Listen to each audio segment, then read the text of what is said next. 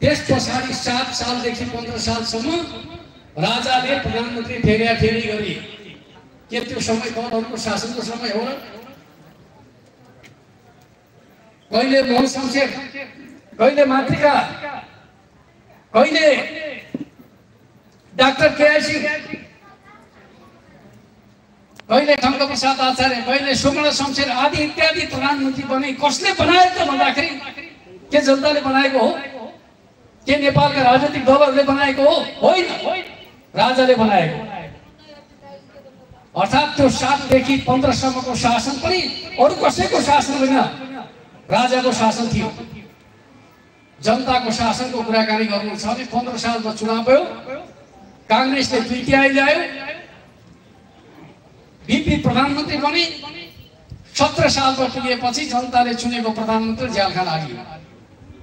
सत्य यही होइन? त्यसपछि लगातार यो मुलुकमा 30 वर्षसम्म राजाको सक्रिय शासन पञ्चायती व्यवस्थाका नाममा सञ्चालन भयो। त्यो 30 वर्ष शासन कसले गर्यो? राजाले होइन।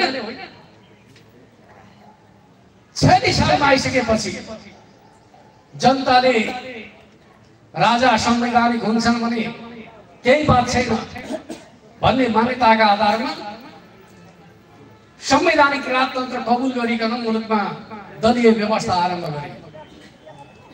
नेपालका राजाहरूलाई त्यो मन पर्यो।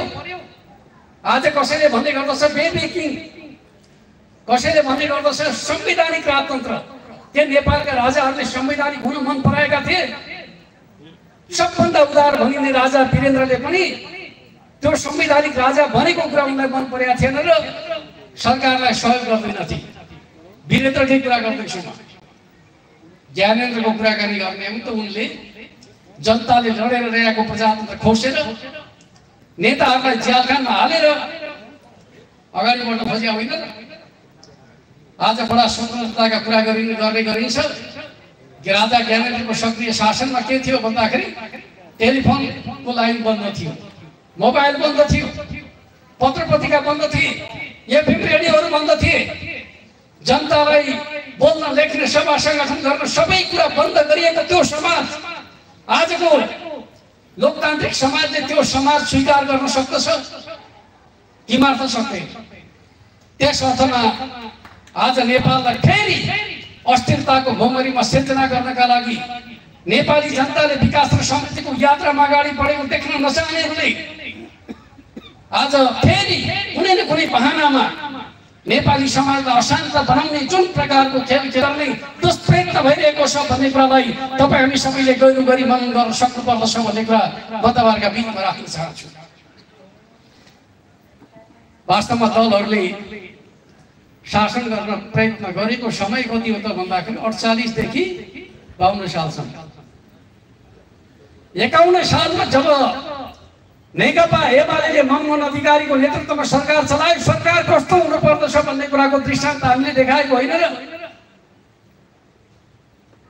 आफ्नो गाउँ आफै बनाऊ कार्यक्रम, वृद्ध आमा बुवाहरूलाई सामाजिक सुरक्षा, वृद्ध भत्ताको कार्यक्रम, नौसको सन्तुलित विकासको अवधारणा, गाउँको विकासका लागि पैसा पठाउने कामको थालनी, त्यही नेकपा एमालेको 9 महिने सरकारका समयमा गरेका बेला राम्रो काम गर्नेलाई काम गर्न दिनुपर्दछ भने भए मनमोहन अधिकारीको नेतृत्वको सरकार अदालतबाट हट्ने थियो? हट्ने थिएन। यो मुलुकमा षड्यन्त्रकारीहरू लोकतन्त्रका समयमा पनि षड्यन्त्र गर्ने गर्दछन्। मनमोहन अधिकारीको नेतृत्वको बलियो सरकारलाई, लोकप्रिय सरकारलाई त्यसै गरी अदालतको सहारामा अपदस्थ गरिएको थियो। म तपाईँलाई सुनाउन चाहन्छु, जति बेला एमाले भन्दा बाहेकले संसद विघटन गर्ने गर्दछ अदालत बोल्दैन। पहिले गिरिजाप्रसाद कोइरालाले संसद विघटन गर्दाखेरि अदालतले बोल्यो।